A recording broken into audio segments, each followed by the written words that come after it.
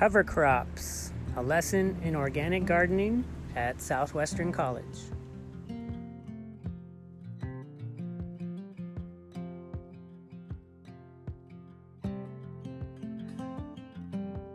This garden could use the benefit of cover crop. When we look at the previous year's attempt at growing cabbage, you can see virtually no growth in the leaves before the plant decided to try to flower in order to reproduce. This is partly due to the clay nature of the soil. We can see the clay texture has reverted back to very impenetrable texture that holds water. In fact, in this trench, it required poking it with the digging fork in order to open it back up and allow that water to drain. So improving the soil structure is one of the reasons for this cover crop. Here we are in the vegetable garden at Southwestern College. Summer 2020. We've just cleaned out some of our growing beds. And each one has received a wheelbarrow full of composts and then been lightly tilled in, just so the beds are relatively flat. All plant material has been removed, minus a bed over there with nasturtium that looks really nice. And of course, the mint. Nothing else grows here, so we're just gonna let that continue. But we need to put some cover crop so we can maintain a nice soil structure over the summertime and perhaps put some fertility back into the soil. Let me show you what that's all about. Here we see our seed mix. We have 5 pounds. This is from a company called Peaceful Valley. This is the Soil Builder Mix on a budget. And we have 4 types of seeds in here. Field peas, bell beans, a type of oat grass, and common vetch. If you look in the package, you can see 4 different types of seed, and it's a good balanced mix. We can see the percentages by breakdown of what's in the bag, and then the germination percentage. These have been tested and certified. Here's the date they were tested, so we can expect high germination. This is good seed. We also have a certification that there's no noxious weeds. 0 weed seeds are in here. This entire bag of 5 pounds was $6.25, and this will cover about 1,000 square feet, which is about our soil bed area. So when you apply this seed, there's many ways to do it. You can measure it out and designate it for a specific area. There are special tools, broadcast spreaders, tools we can roll along the soil in order to distribute the seed evenly. But for cover crop, it's not as important. We're just going to do a hand broadcast. So when I take a scoop, I try and fill my hand to a comfortable level and try and keep it consistent. I'm looking to make sure I got all 4 types of seed so that the heavier seed didn't separate from the lighter seed.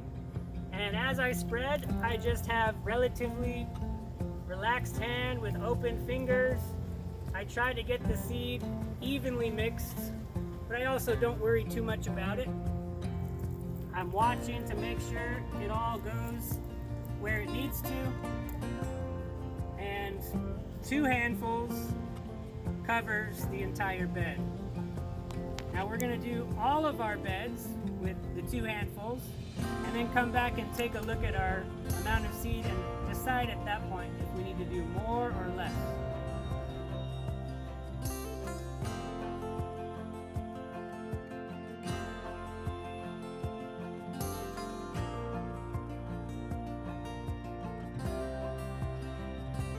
So we've scattered our seed, and we want to do a gentle raking. We need to plant this seed at the proper depth, and because we're just doing cover crop, we don't have to be very precise. We just want to make sure enough seeds are at the right depth so that they'll sprout and get the whole thing started. So as I look here, an unraked bed with seeds attached, we have all of our seeds sitting on the surface, and even here we could get lots of these to sprout, but we want to keep the birds away, and we want to just encourage a bit more of seed to germinate right away. So notice I'm doing just a gentle rake back and forth. I'm trying not to move soil too much or push seeds to different parts of the bed. I'm just trying to lightly cover the majority of what we see. So if most of the seeds disappear, some of them stay on the surface. We have a relatively flat planting area. We can be certain that when we water this, we'll get good germination.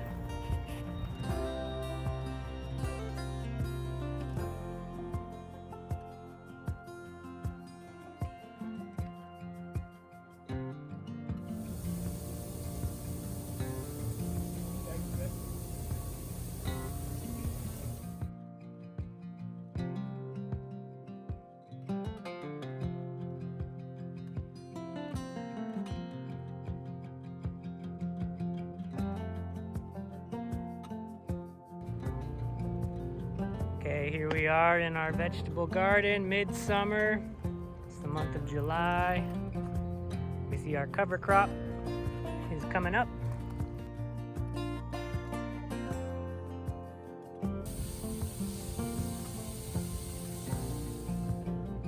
Cover crop update. This is Wednesday, July 29th. Here we've got our raised beds, and you can see a lot of green. A lot of green. So cover crop protects the soil so we don't have too many weeds.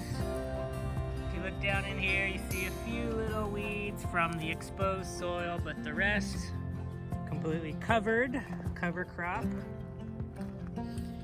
Also notice we've got some leguminous plants here, actually coming into flower, along with our tall grass. Remember our mix, I'll post it there. I don't want to say the wrong thing right now. Here's another legume. So this is our soil food.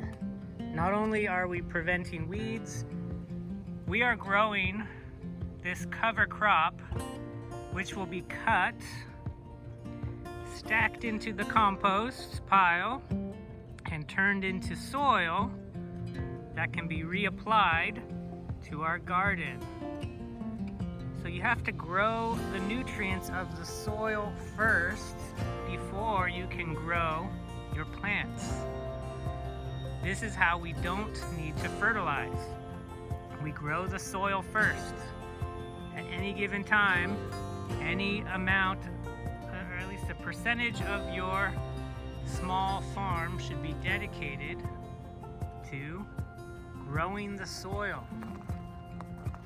After this is when we can put crops in and sustainably harvest.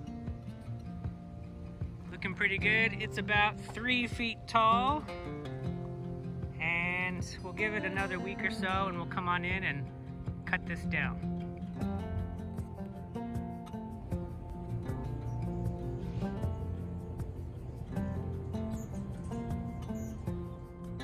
August 10th.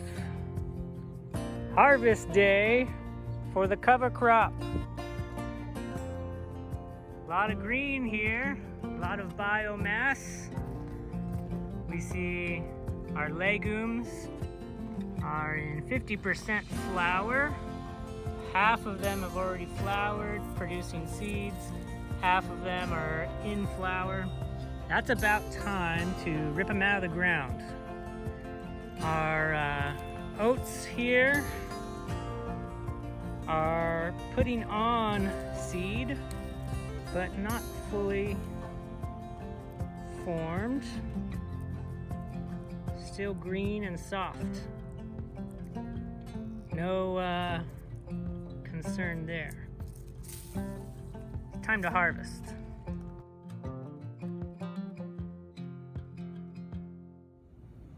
Here we have some root nodules. Take a look. Root nodules. This almost looks like potting soil residue, like the perlite that might be in your potting soil. But no, if you look closely, it is the structure of the roots themselves. See all those little round balls? These are root nodules. Nodule being something that the plant produced. The plant made that, and they made it to be a house for bacteria. Let's take a look inside this one, however. This is from a different bed. Cut it open. Red. See that red color? Almost looks like animal protein. Almost looks like meat. Red, fleshy. That is the bacteria doing its job. It's actually very similar to hemoglobin in your blood. It's filled with nitrogen. So we have nitrogen fixation taking place right in the roots. Here Leo demonstrates a technique with the machete for harvesting the cover crop. We were exploring a couple different methods and just seeing what's the easiest way. We're looking for low effort, but also no power tools ideally. And he's cutting it to the ground and then chopping it up into finer pieces. He's also avoiding our irrigation that's in there, drip irrigation with the little riser stems. And then I'm trying the kama, which is a Japanese small hand sickle, and a little bit less vigorous, seeing if I could find a gentler way of removing this. I'm cutting at the base, kind of like giving it a big haircut and piling all the residue up in a single pile. But then I decided I better give the machete a try as well and chop it up into some finer pieces before adding it to the compost pile.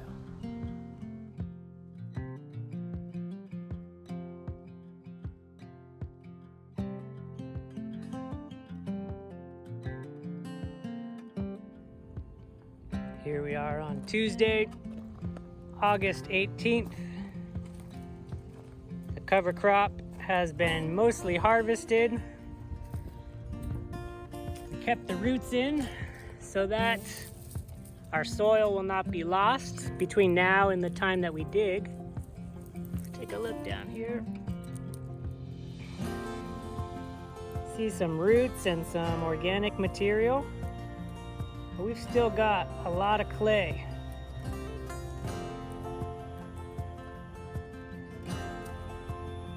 So we're gonna need to double dig these beds to get lots of aeration and lots of good soil structure taking place. Kept cover crop living in 2 of the beds. We have this one and that one. We're gonna let the cover crop grow until it gives us some seeds for next time. And also these beds were the ones that needed the most help, and so we're gonna let the plants do the work for longer.